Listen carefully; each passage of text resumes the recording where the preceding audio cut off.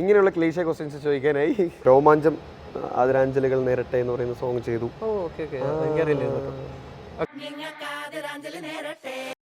സിനിമയെ പറ്റി നമുക്ക് സംസാരിക്കാം. സംസാരിക്കുന്നത് ചോദിക്ക് രണ്ടും വേണം. നീ ഇങ്ങനെ ചോദിച്ചിട്ട് കാര്യമില്ല, പറയൂല. ചേട്ടനിപ്പോ കറന്റ് കൊച്ചിയിലല്ലേ? കൊച്ചിലാണ്. വരുന്ന ഇനി ഒരു പേഴ്സണൽ ക്വസ്റ്റ്യൻ ചോദിക്കാം. വേണ്ട. ഇതൊക്കെ നിനക്കറിയോ? നീ എവിടെ അതൊക്കെ നമുക്കറിയാം.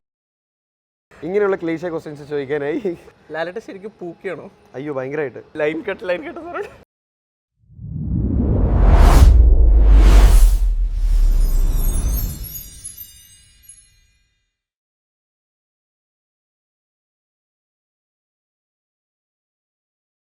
Hi guys, welcome to another podcast of Framework Studios. അപ്പോൾ ഇന്ന് നമ്മളിപ്പോൾ ഉള്ളത് actor, dancer, choreographer Ramzan. Hello, welcome to the show. നമസ്കാരം. എന്തൊക്കെയുണ്ട് വിശേഷം? സുഖമായിട്ടിരിക്കുന്നു. അപ്പോൾ നമ്മൾ ഷോ കഴിഞ്ഞ് അടിച്ചു പൊളിച്ച് ഇരിക്കുകയാണ്. എങ്ങനെയുണ്ട് അയർലൻഡിൽ? ഫസ്റ്റ് ടൈം ആണോ? അയർലൻഡിൽ ഫസ്റ്റ് ടൈമാണ്. UK മൊത്തത്തിൽ ഇത്തവണത്തെ എല്ലാ ഷോയിൻ്റെയും എൻ്റെ ആദ്യത്തെ സ്ഥലങ്ങളാണ് ഞാൻ പോയിരിക്കുന്നത്. ജർമ്മനി ആയാലും ലണ്ടൻ ആയാലും അയർലൻഡ് ആയാലും. ഏറ്റവും വലിയ സന്തോഷം അത് ലാലേട്ടൻ്റെ കൂടെ വന്ന് എല്ലായിടത്തും അടിപൊളിയായിട്ട് പെർഫോം ചെയ്യാൻ പറ്റി. ഓഡിയൻസ് എല്ലാവരും ഫുള്ളി സാറ്റിസ്ഫൈ ചെയ്തു. ശരിക്കും പറഞ്ഞാൽ അയർലൻഡ് ഈ ഒരു ചെറിയ ടൈം കൊണ്ട് മര്യാദ എക്സ്പ്ലോർ ചെയ്യാൻ പറ്റില്ല അല്ലേ? പക്ഷെ കുറച്ചൊക്കെ കണ്ടു. കാരണം നമ്മളാണ് ആദ്യം വന്നത്. പ്രാക്ടീസിൻ്റെ കാര്യങ്ങളൊക്കെ കേട്ട് കുറച്ച് പ്രാക്ടീസ് കുറവുണ്ടായിരുന്നു. അയർലൻഡിലായിരുന്നു. പക്ഷേ dances was like so good. അതുകൊണ്ട് തന്നെ അധികം കഷ്ടപ്പെടേണ്ടി വന്നില്ല. അതുകൊണ്ട് കുറച്ച് സ്ഥലം കണ്ടു. ഇന്നലെയൊക്കെ പ്രോഗ്രാം കഴിഞ്ഞിട്ട് കണ്ടു. ഞാൻ ചെയ്തത് ഞാനും സനിയും പിന്നെ ലാലേട്ടൻ്റെ മെയിൻ എൻട്രി പെർഫോമൻസ് ആണ് ഞാൻ കൊറിയോഗ്രാഫി ചെയ്തത്. ആ എൻട്രി ഇപ്പോഴും പരിപാടി കഴിഞ്ഞ് 2 ദിവസമായിട്ട് ഇപ്പോൾ ആ സാധനത്തിലാണ്. അതായത് ഒരു ഇതാണ് നമ്മളെ മൈൻഡിൽ. കാരണം നേരിട്ട് ഫസ്റ്റ് ടൈമാണ് ഞാൻ ഇതൊക്കെ വിറ്റ്നസ് ചെയ്യണം. പിന്നെ അടുത്തായി പറയുന്നത് ഞാനൊക്കെ ആദ്യം കാണുന്നത് വെച്ചാൽ TV-യിൽ D4 ഡാൻസിനാണ് ചേട്ടൻ ആദ്യമായിട്ട് കാണുന്നത്. അന്ന് തൊട്ട്, അതായത് ഏകദേശം 2014 അപ്പോൾ എങ്ങനെയായിരുന്നു ആ D4 ഡാൻസിക്ക് പണ്ടൊട്ട് ഡാൻസ് കളിച്ച് ഇഷ്ടപ്പെട്ടിട്ട് എങ്ങനെ വന്നെത്തിയാണ്? പിന്നെ ഞാൻ 3ാം ക്ലാസ്സിലെ ക്ലാസിക്കൽ അരങ്ങേറ്റം കഴിഞ്ഞാണ്. അപ്പോൾ അത് കഴിഞ്ഞ് അതും വശമുണ്ട്. അപ്പോൾ അത് കഴിഞ്ഞ് ഞാൻ 5th സ്റ്റാൻഡേർഡിൽ വേറൊരു സൂപ്പർ ഡാൻസർ എന്ന് പറയുന്ന ഒരു റിയാലിറ്റി ഷോ ചെയ്തു. അത് കഴിഞ്ഞ് 7th വേറൊരു റിയാലിറ്റി ഷോ ചെയ്തു, മഞ്ച് ഡാൻസ് എന്ന് പറഞ്ഞിട്ട്. അത് രണ്ടും ഒരുപാട് പേരൊന്നും കണ്ടിട്ടില്ലെങ്കിലും കുറച്ച് ഡാൻസിനെ മാത്രം ഫോളോ ചെയ്യുന്ന കുറേ പേര് കണ്ടിട്ടുള്ള പ്രോഗ്രാം. പക്ഷേ D4 ഡാൻസ് കുറച്ചും കൂടി ഒരു നമ്മൾ സ്മാർട്ട് ഫോണും ഈ സോഷ്യൽ മീഡിയ TV ഓഡിയൻസിൻ്റെ ഏറ്റവും കൂടുതൽ എത്തിയത് D4 ഡാൻസ്. ആ ടൈമിലൊക്കെ ഭയങ്കര അല്ല, സീരിയസ്ലി ആ ഡാൻസ് ഒക്കെ കണ്ടിട്ട്. അപ്പോൾ ആ സമയത്തൊക്കെ ഉള്ള ഫ്രണ്ട്ഷിപ്പിനെ പറ്റി ഇപ്പോഴും കീപ്പ് ചെയ്യുന്നുണ്ടല്ലോ. പിന്നെ സാനിയ, പേർലി ചേച്ചി, ചിപ്പിച്ചേട്ടൻ, കുക്കു, അവരുടെ ആ ഫ്രണ്ട്ഷിപ്പ്, അതിനെ പറ്റി ഒന്ന് പറയൂ. അല്ല, എല്ലാവരും നമ്മളെല്ലാവരും ഒരു ഡാൻസ് കമ്മ്യൂണിറ്റി എന്ന് പറയുന്നൊരു സംഭവത്തിൻ്റെ ഭാഗമാണ്. അത് നമ്മളാരും എഫേർട്ട് എടുത്ത് അങ്ങോട്ടും ഇങ്ങോട്ടും കണ്ടില്ലെങ്കിൽ പോലും നമ്മൾ എവിടെയെങ്കിലും കറങ്ങി തിരിഞ്ഞ് എല്ലാവരും കാണും. ഫസ്റ്റ് തിങ് അതാണ്. അത് കൂടാതെ ഇപ്പോൾ കുക്കു ആണെങ്കിൽ പോലും ഞാൻ കുക്കുമായിട്ടാണ് ഏറ്റവും ക്ലോസ് ഇതിൽ. കാരണം എൻ്റെ ഫ്ലാറ്റിൻ്റെ തൊട്ടപ്പുറത്തെ ഫ്ലാറ്റാണ് അവൻ്റെ. വീഡിയോസ് അവൻ്റെ വ്ളോഗും കാര്യങ്ങളൊക്കെ കാണുമ്പോൾ അറിയാലോ. അപ്പം അവൻ കുറച്ചുകൂടി കംഫർട്ടബിൾ ആണ്. അവനായിട്ട് പ്രോഗ്രാം ചെയ്യാറുണ്ട്, അവനായിട്ട് കുറേ കാര്യങ്ങൾ സംസാരിക്കാറുണ്ട്, ഡാൻസിനെ പറ്റിയാണെങ്കിലും അല്ലാത്തതാണെങ്കിലും. പിന്നെ ജീപ്പിച്ചെണ്ണൊക്കെ കാണലാണ് കുറച്ച് കുറഞ്ഞിട്ടുള്ളത്. അവരുടേതായിട്ടുള്ള ഓരോ രീതിക്ക് നമ്മളും വേറെ സൈഡിലേക്ക് നിൽക്കുന്ന പോലെ അവരും അവരവരുടെ ഫോളോയിങ് ആണ് കാര്യങ്ങൾ. ഇനി ഇതിൻ്റെയൊക്കെ ഇപ്പോൾ റിയാലിറ്റി ഷോയിൽ നിന്ന് തുടങ്ങിയിട്ട് നമ്മൾ മൂവീസ് ചെയ്തു, ഷോസ് ചെയ്തു. ലൈക്ക് ഇനി സിനിമയെ പറ്റി നമുക്ക് സംസാരിക്കാം. സംസാരിക്കുന്നത് അത് കഴിഞ്ഞിട്ട് എന്തെങ്കിലും ഉണ്ടോ? ഓക്കെ, സിനിമ ഇപ്പോൾ ചേട്ടൻ ഇപ്പോൾ കൊറിയോഗ്രാഫി ചെയ്ത് എനിക്ക് തോന്നുന്നു കഴിഞ്ഞ ഓണം തൂക്കിയ ഒരു പാട്ടുണ്ട്, ഓണം മൂട് പാട്ട്. അതിൻ്റെ കൊറിയോഗ്രാഫി ചേട്ടനല്ലേ ഇത്? അത് അടിപൊളിയായിരുന്നു. Thank you. പിന്നെ ബ്രഹ്മയുഗം ചെയ്തു. ഇതൊക്കെ നിനക്കറിയോ? നീ എവിടെ? അല്ല, അതൊക്കെ നമുക്കറിയാം. അതൊന്നും പഠിച്ച നോക്കിയ കാര്യങ്ങളല്ല. അതിനൊക്കെ പറ്റി എങ്ങനെയാണ് അതിലേക്ക് എത്തിയത്? ഓണം മൂഡ് അതെങ്ങനെയാണ്? അത്രയും എന്ന് വെച്ചാൽ അത്രയും ഓളുണ്ടാക്കിയ ഒരു പാട്ടാണ്. ഇഷ്ടംപോലെ ആൾക്കാർ അതിൻ്റെ ഡാൻസ് സ്റ്റെപ്പ് അതിനൊക്കെ പറ്റി ജസ്റ്റ് പറയാം. ബേസിക്കലി ഞാനൊരു ഡാൻസറായിട്ട് വന്നെങ്കിൽ പോലും എൻ്റെ ഉള്ളിൽ കൊറിയോഗ്രാഫി ചെയ്യണം എന്നുള്ള ആഗ്രഹം വളരെയധികം ഉണ്ടായിരുന്നു. അപ്പോൾ അങ്ങനെ ചെറിയ ചെറിയ കാര്യങ്ങൾ കൊറിയോഗ്രാഫി ചെയ്ത് തുടങ്ങി. പിന്നെ ഞാൻ രോമാഞ്ചം ആദരാഞ്ജലികൾ നേരട്ടെ എന്ന് പറയുന്ന സോങ് ചെയ്തു. അപ്പോൾ ആ സോങ്ങാണ് എൻ്റെ ഫസ്റ്റ് മൂവിയിൽ കൊറിയോഗ്രാഫി ചെയ്യുന്നത്. അത് ഭയങ്കര വൈറലായിരുന്നു ആ സോങ്. അപ്പം അത് ശരി, നല്ല ഒരു പിന്നെ അപ്പം അത് വൈറലായി കഴിഞ്ഞപ്പോൾ പിന്നെ നമുക്കിങ്ങനെ ചറപറ എന്ന് പറഞ്ഞിട്ട് കൊറിയോഗ്രാഫി ചെയ്യുന്നതിനേക്കാളും നമുക്ക് എവിടെ കംഫോർട്ട്നെസ് തോന്നുന്നോ, എവിടെ കംഫോർട്ട് ആവുന്നോ കാര്യങ്ങൾ അങ്ങനെ സെലക്ട് ചെയ്തിട്ട് മാത്രമേ നോക്കുന്നുള്ളൂ. മറ്റേത് ഓണം മൂട് ശരിക്കും പറഞ്ഞാൽ നിങ്ങൾ ഒരു കംഫർട്ട് സോൺ ആയിരുന്നല്ലേ, കുറേ ഫ്രണ്ട്സ് ആയിരുന്നല്ലേ. നമ്മൾ ഈ പറയുന്ന സാഹസം എന്ന് പറയുന്ന സിനിമ എല്ലാവരും ഒരുമിച്ച് ചെയ്ത് അതിൻ്റെ പ്രൊമോ സോങ് ആയിരുന്നു അത്. പിന്നെ അതെനിക്ക് തന്നെ ഒന്ന് കൊറിയോഗ്രാഫി ഞാൻ പറഞ്ഞു ഞാൻ ചെയ്യാം, നമുക്ക് പാട്ട് എന്തായാലും ഓണത്തിന് കുറച്ച് പേര് എന്തായാലും കേൾക്കും, അതിന്റെ കൂടെ നമുക്ക് എങ്ങനെയെങ്കിലും ഉണ്ടാക്കാം. അതായിരുന്നു കേട്ട് വരുത്താം നിങ്ങളൊക്കെ.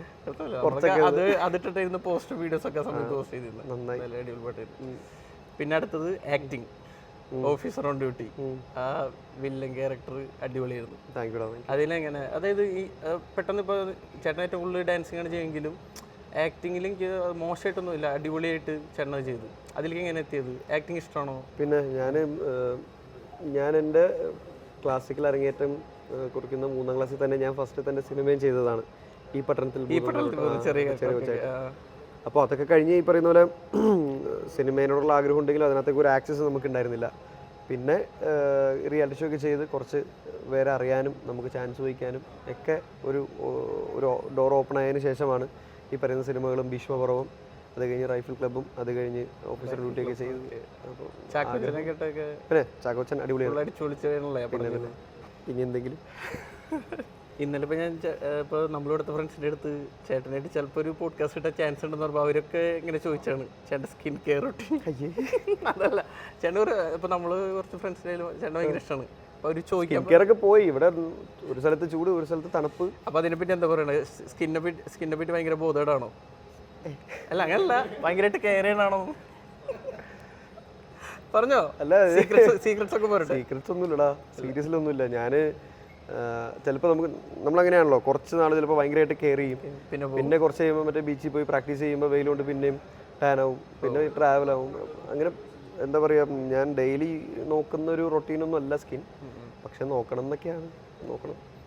പിന്നെ അടുത്ത നമുക്ക് പറയാനുള്ളത് എൻ്റെ സൈഡിൽ നിന്നുള്ള ക്വസ്റ്റ്യനാണ് സ്റ്റൈലിങ്. എനിക്കറിയാം ചേട്ടന് സ്വന്തമായിട്ട് ഒരു ഷോപ്പ് ഉണ്ട്, ബെറാക്സ് എന്ന് പറഞ്ഞിട്ട്.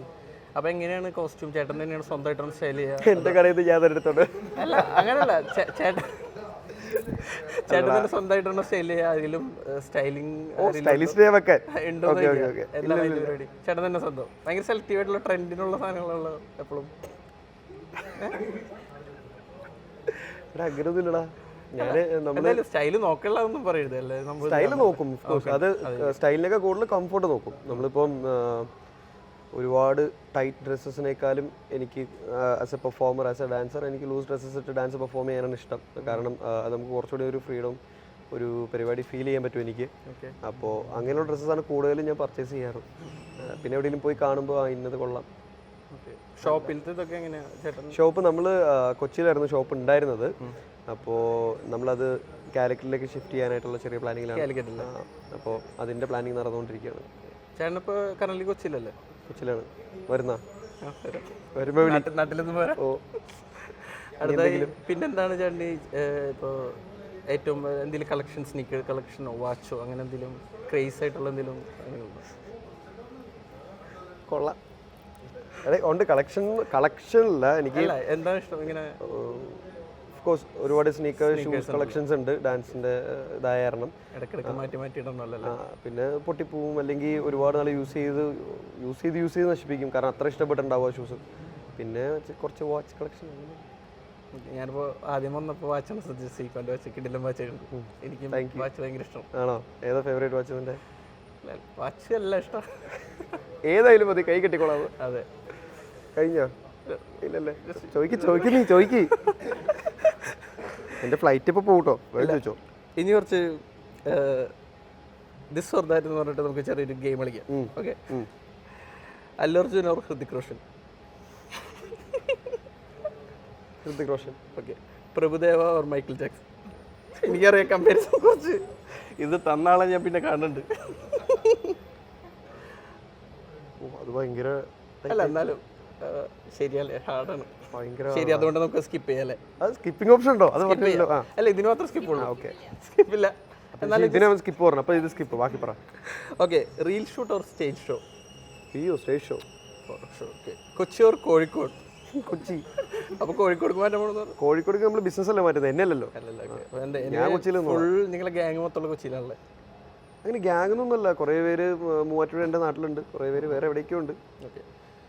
Night practice or early morning practice? Night practice. Okay. Sneakers or bear foot?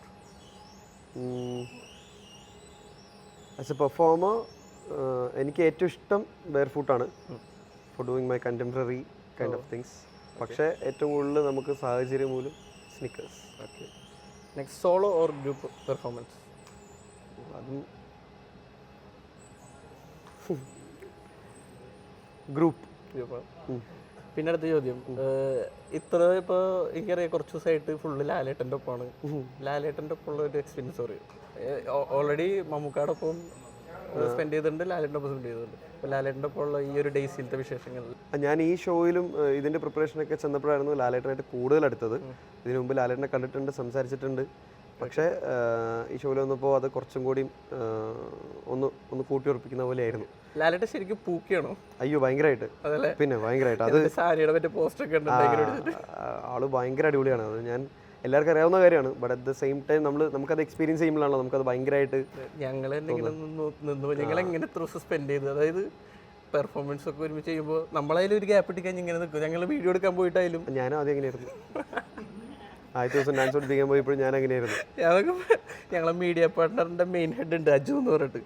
എവിടെ ഉണ്ടോ? അതെ അതെ അതെ, അത് വർക്ക് ചെയ്തെന്ന് വെച്ചാൽ ലാലേട്ടന്റെ വീഡിയോ ഷൂട്ട് ചെയ്യാൻ ഞാൻ നോക്കുമ്പോൾ വീഡിയോ ഒക്കെ ഇടേണ്ടെങ്കിൽ ലാലേട്ടൻ നോക്കിക്കുക നിന്ന് പോകൂലേ.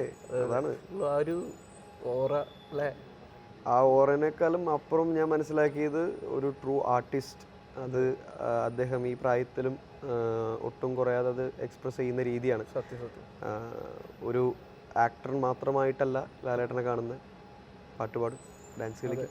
ശരിക്കും പറഞ്ഞാൽ കംപ്ലീറ്റ് ആക്ടർ എന്നുള്ളത് ഈ ഷോയിലൂടെ കുറച്ചും കൂടിയും ഞങ്ങളൊക്കെ നേരിട്ട് നമ്മളത് കുറെ കേട്ടിട്ടുണ്ട്. കംപ്ലീറ്റ് ആക്ടർ അത് ഒരു ഈവെന്റിൽ ആദ്യമായിട്ടായിരിക്കും ഇത്രയും നന്നായിട്ട് അത് പ്രസന്റ് ചെയ്തത്. കട്ട്സ് ഇല്ല, ഡയറക്റ്റ് ഷോ, എന്തെങ്കിലും തെറ്റുപറ്റിക്കുക ഒന്നും ചെയ്യാൻ പറ്റില്ല. എന്തായിരുന്നു പരിപാടി? അതെ, ലാലേട്ടൻ എനിക്ക് തോന്നുന്നു ഞങ്ങൾ ഡാൻസ് പ്രാക്ടീസിൻ്റെ എക്സ്പീരിയൻസ് എന്ന് പറയുമ്പോൾ സെക്കൻഡ് ഡേ അന്നാണ് കൊറിയോഗ്രാഫി ഒക്കെ ഫുൾ കംപ്ലീറ്റ് ആയത്.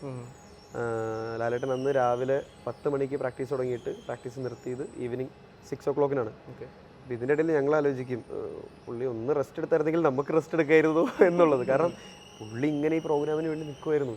Is that much dedicated. അപ്പോൾ നമുക്ക് കണ്ടു പഠിക്കാനും എങ്ങനെ ഒരു കാര്യത്തെ ഡീൽ ചെയ്യണമെന്നും ഒക്കെ എല്ലാത്തിൻ്റെ ഒരു ബിഗ് എക്സാമ്പിൾ ആയിരുന്നു. എനിക്ക് കഴിഞ്ഞൊരു 2 ആഴ്ച ഞാൻ അതിൻ്റെ പുറകെ കണ്ടോട് ആസ്വദിച്ച് പഠിച്ചുകൊണ്ടിരിക്കുകയായിരുന്നു. ഇനി എങ്ങനെ മമ്മൂക്കാനായിട്ടുള്ള പരിപാടി ബ്രഹ്മയുഗായാലും പിന്നെ മമ്മൂക്ക നമ്മൾ എപ്പോഴും ഫാൻ ഫൈറ്റ് എന്ന് പറയുന്നത് ഉണ്ടാവില്ലേ, മമ്മൂട്ടി മമ്മൂട്ടി മോഹൻലാൽ എന്ന് പറയില്ലേ. ബേസിക്കലി അത് ഒരിക്കലും കമ്പയർ ചെയ്യരുത്. രണ്ടും 2 ലീഗാണ്. രണ്ടുപേരും 2 രീതിയിൽ സിനിമേനെ കണ്ട് അല്ലെങ്കിൽ സ്വന്തം ലൈഫിനെ എക്സ്പ്രസ് ചെയ്യുന്നവരാണ്. ലാലേട്ടൻ്റെ കാര്യം പറഞ്ഞ പോലെ തന്നെ മമ്മൂക്കയുടെ വ്യൂ പോയിന്റ്, സിനിമേനെ പറ്റിയുള്ള എന്താ പറയുക, അതിൻ്റെ നോളജും എങ്ങനെ ഒരു സിനിമേനെ കൺസ്യൂം ചെയ്യണം എന്നുള്ള രീതിയൊക്കെ വളരെയധികം upcoming hard working talented actors കണ്ടു പഠിക്കേണ്ട കാര്യങ്ങളാണ്. എനിക്ക് ബ്രഹ്മയുഗത്തിൽ വർക്ക് ചെയ്യാൻ പറ്റി. കുറച്ച് കാര്യങ്ങൾ എനിക്ക് ആ പടത്തിൽ ഇൻവോൾവ് ആയിട്ട് നിൽക്കാൻ പറ്റി. അത് മമ്മൂക്കാക്കും ഇഷ്ടപ്പെട്ടിട്ടുണ്ടായിരുന്നു, അത് മമ്മൂക്ക പറയുകയും ചെയ്തു. അതുകൂടാതെ ഞാൻ പണ്ട് ഈ പറയുന്ന ഈ പട്ടണത്തിൽ ഭൂതം എന്ന് പറയുന്ന സിനിമ ഞാൻ ചെയ്ത സമയത്ത് എനിക്കറിയില്ലല്ലോ ഞാൻ മനുഷ്യനെ കുറച്ച് ആൾ കഴിഞ്ഞ് ഞാൻ ഇങ്ങനെ ഒരു വർക്ക് ഒരുമിച്ച് ചെയ്യുന്നൊന്നും നമുക്കറിയില്ലല്ലോ. പക്ഷെ അത് മമ്മൂക്ക ഓർത്തിരിക്കണ്ടായിരുന്നു. നമുക്കത് പറഞ്ഞു. വലിയ വലിയ കാര്യങ്ങളാണ്. ഭയങ്കര രസമാണ് രണ്ടുപേരും കൂടെ വർക്ക് ചെയ്യാനായിട്ട്. ഒരിക്കലും മമ്മൂക്കാനെ എനിക്ക് കൊറിയോഗ്രാഫി ചെയ്യാനോ അല്ലെങ്കിൽ ഒരു സ്റ്റേജ് ഇവന്റിൽ പ്രസന്റ് ചെയ്യാനൊന്നും പറ്റിയിട്ടില്ല. ഒരു ട്രിബ്യൂട്ട് കൊടുക്കാൻ പോലും ഇതുവരെ പറ്റിയിട്ടില്ല മമ്മൂക്കാക്ക്. പറ്റണം. അതുപോലെ അങ്ങനെയുള്ള കാര്യങ്ങൾ. പിന്നെ അടുത്ത ചോദിക്കാനുള്ള ഫാൻസിനെ പറ്റി ചോദിക്കാം. എനിക്കറിയാം ചേട്ടൻ്റെ എനിക്കറിയാം ഇഷ്ടം പോലെ ഫാൻസ് ഉണ്ടെന്ന്. അപ്പോൾ മറക്കാൻ പറ്റാത്ത എന്തെങ്കിലും, അതായത് അല്ല ഫാൻസിൻ്റെ അടുത്ത് നിന്ന് ഇപ്പോൾ അറിയില്ലേ ചില പ്രാന്ത് പിടിച്ച ആൾക്കാരുണ്ടാവുമല്ലോ. ഇല്ല ഇപ്പോൾ ലാലേട്ടൻ്റെ ഒക്കെ ഫാൻസ് പറഞ്ഞാൽ അതേപോലെ അങ്ങനല്ല. ഓഫ് കോഴ്സ് എന്തായാലും ഫാൻസ് ഉണ്ട്, ഇഷ്ടം പോലെ ഉണ്ട് നമുക്ക്. അപ്പോൾ എങ്ങനെയാണ് അവരായിട്ട് എന്തെങ്കിലും മറക്കാൻ പറ്റാത്ത എന്തെങ്കിലും ഒരു മെമ്മറി ഉണ്ടോ? ചെറുതായിട്ട് മറക്കാൻ പറ്റാത്തൊന്നുമില്ല. അങ്ങനെയല്ല, ഞാൻ എപ്പോഴും എന്നെയും പറഞ്ഞ് മനസ്സിലാക്കുന്നത് വെച്ചാൽ നമുക്ക് ഫാൻസ് എന്ന് പറയുമ്പോൾ നമ്മൾ ചെയ്ത എന്തെങ്കിലും ഒരു കാര്യം പ്രസൻറ്റ് ചെയ്ത് അത് ഇഷ്ടപ്പെട്ടിട്ട് അതിനെയാണ് അവർ ഇഷ്ടപ്പെടുന്നത്. അല്ലാതെ എൻ്റെ പേഴ്സണാലിറ്റിയോ എൻ്റെ ലൈഫ് സ്റ്റൈലോ ഒന്നും അവർക്ക് അറിയില്ല. അവർക്ക് അറിയാവുന്നത് ഞാൻ എന്തോ വേറെ എൻ്റെ എൻ്റെ ആർട്ടിനെ ഞാൻ പ്രസൻറ്റ് ചെയ്ത് വെച്ചിരിക്കുന്ന രീതി അവർക്ക് ഇഷ്ടപ്പെട്ടിട്ടാണ്. എപ്പോഴും പറയാറുണ്ട് എൻ്റെ ഡാൻസിന് ഇഷ്ടപ്പെടുന്നവരുണ്ട്. അത് ഒരിക്കലും കളയാതെ എന്നും അവരുടെ മുന്നിൽ പെർഫോം ചെയ്യുമ്പോൾ ചെയ്തതിനേക്കാളും ഒരുപാട് നന്നാക്കി അടുത്ത തവണ ചെയ്യണമെന്നുള്ള ആഗ്രഹമുണ്ട്. എനിക്ക് തിരിച്ചു കൊടുക്കാൻ പറ്റുന്നതാണ്. ഇനി ഞാനത് സിനിമയിൽ കൂടെയും ട്രൈ ചെയ്യും. അത്രേ ഉള്ളൂ. ഇനിയൊരു പേഴ്സണൽ ക്വസ്റ്റ്യൻ ചോദിക്കാം. വേണ്ട വേണ്ട, ഒരെണ്ണം താല്പര്യമില്ല. എന്നാലും എന്താ എനിക്കറിയണ്ട, എല്ലാ ഗേൾസിനും അറിയണമെന്ന് ആഗ്രഹം ഒരാൾക്കും അറിയണ്ടേ? നിനക്കാണ് അറിയണ്ടേ? എന്നാ എനിക്ക് കറണ്ട് റിലേഷൻഷിപ്പ് സ്റ്റാറ്റസ് ഒന്ന് പറയാൻ പറ്റും. സിംഗിൾ ആണ്. ഓക്കെ, അപ്പോൾ എല്ലാ ഗേൾസിനും ഇഷ്ടപ്പെട്ടു. DMസിലും മെസ്സേജ് അയച്ചോ? എന്തിനാ ഇങ്ങനെയുള്ള ക്ലീശ ക്വസ്റ്റ്യൻസ് ചോദിക്കാനായി? സോറി, ബിഗിനറാണ്. എൻ്റെ പേരെന്തായിരുന്നു? രാഹുലിനെ സമീപിക്കുക. അതൊക്കെ ഭയങ്കര അലമ്പാണ്. ആർക്കും അതൊന്നും പറഞ്ഞിട്ടൊന്നും കാര്യമില്ല. എന്നാലും വെറുതെ പറയാന്നുള്ളൂ. ഫാൻസ് ഉണ്ടല്ലോ എന്തായാലും. അടുത്തായി ഒരു ചോദ്യം കൂടി. എന്താണ്? Line cut sorry. ഇനി എന്താണ് ഭാവി പരിപാടികൾ? അതായത് അപ്കമിങ് പ്രൊജക്ട്സോ? പ്രൊജക്ട്സ് തമിഴിലൊരു വെബ് സീരീസ് ചെയ്ത് കഴിഞ്ഞു. അത് ജിയോ ഹോട്ട്സ്റ്റാറിൽ ഉടനെ റിലീസാവും. അത് കൂടാതെ 8 എപ്പിസോഡ് വരുന്ന ഒരു വെബ് സീരീസാണ്. അത് കഴിഞ്ഞിട്ട് മലയാളം സിനിമ സ്റ്റാർട്ട് ചെയ്യാൻ നിൽക്കുന്നു. അനൗൺസ്മെന്റ് ഒന്നും ചെയ്തിട്ടില്ല, പ്രീ നടക്കുന്നേ ഉള്ളൂ. പതുക്കെ ആക്ടിങ്ങിലേക്ക് ഒന്ന് ചരിഞ്ഞിങ്ങനെ പോകണ്ടല്ലോ. അല്ല, എനിവേ ഇപ്പോൾ ആക്ടിംഗ് ആണോ ഡാൻസിങ് ആണോ ചൂസ് ചെയ്യാൻ പറഞ്ഞു കഴിഞ്ഞാൽ? ഇല്ല, ഞാൻ വന്നത് ഡാൻസിലൂടെ ആണെങ്കിലും ആക്ടിങ് ചെയ്ത് എനിക്ക് കുറേ പരിപാടികൾ ചെയ്യാൻ ആഗ്രഹമുണ്ട്, ഡാൻസിലും. സോ രണ്ടും വേണം. നീ ഇങ്ങനെ ചോദിച്ചിട്ട് കാര്യമില്ല, പറയൂല. അല്ല, എന്നാലും ഇപ്പോൾ ചേട്ടൻ വന്നത് ഡാൻസാണ്. എനിക്ക് ഏറ്റവും കൂടുതൽ ഇഷ്ടം ഡാൻസിങ് ആണല്ലോ. പിന്നെ ഡാൻസ് ചെയ്യാൻ എന്ന് വിളിച്ചാലും ഉറക്കത്തിൽ വിളിച്ചാലും നമുക്ക് ഡാൻസ് ചെയ്യാൻ അറിയാം, ഡാൻസ് ചെയ്യാൻ പറ്റും. പക്ഷേ ആക്ടിങ്ങിൽ ഒരുപാട് കാര്യങ്ങൾ ഇനിയും ഡാൻസിലും പഠിക്കാനുണ്ട്. പക്ഷേ ഇങ്ങനെ എക്സ്പീരിയൻസ് ചെയ്ത് മുന്നോട്ട് പോകാൻ താല്പര്യമുണ്ട്. പേർലിമണി ചേച്ചിനായിട്ടുള്ള ഒരു പേളിനൊക്കെ എന്ന് കണ്ടതാ? പേളി ചേച്ചിനെ കുറേ കാലം മുന്നേ കണ്ടതാ. പക്ഷേ she is doing very well. Like vlogs ആയാലും ഇൻ്റർവ്യൂസ് ആയാലും സെൽഫായിട്ടുള്ള പരിപാടി കണ്ടെത്തി സ്വയം പോകുന്ന പരിപാടി ഭയങ്കര രസമാണ്. ഒരുപാട് ഫാമിലീസിനും എല്ലാവർക്കും എൻ്റർടൈൻ ചെയ്യുന്ന ഒരാളാണ്. Happy for her. അപ്പോൾ എനിവേ ഇത്ര എനിക്കറിയാം. ഫ്ലൈറ്റിന് ഇത്രയും ചോദ്യം ചോദിച്ചിട്ടും പറയാത്തൊരു കാര്യം കൂടി ഉണ്ട്. അയർലൻഡ് ഷോ ഇത്രയും നന്നാക്കാൻ കാരണം ഇതിൻ്റെ സ്പോൺസർഷിപ്പിൽ മെയിൻ ആളായ നമ്മുടെ ദർശൻ ബ്രോയും കൂടിയാണ്. So big shout out to him. ഇനിയും ഇതുപോലുള്ള വലിയ വലിയ ഷോസ് വളരെ ധൈര്യപൂർവ്വം മുന്നോട്ട് വന്ന് ചെയ്യണം. എന്നാലാണ് ഇതുപോലുള്ള ഈവൻറ്റ്സ് ഉണ്ടാവുകയുള്ളൂ. അതെ അതെ. എന്തായാലും നിങ്ങൾ ഇവിടെ വന്നിട്ട് തകർത്തിട്ടാണ്, കത്തിച്ചിട്ടാണ് പോയിരിക്കുന്നത്, ലിറ്ററലി അങ്ങനെ പറയാം. അപ്പോൾ എനിവേ താങ്ക് യു. ഇനിയും വരണം ഇവിടെ. അതുപോലെ കുറച്ചധികം നിന്നിട്ട് വേണം പോകാൻ, ഫുൾ എക്സ്പ്ലോർ ചെയ്തിട്ട്. ഓക്കെ, എന്തായാലും ഇത്രയാണ് ഞങ്ങളിപ്പോൾ സംസാരിച്ചതിന്. Thank you.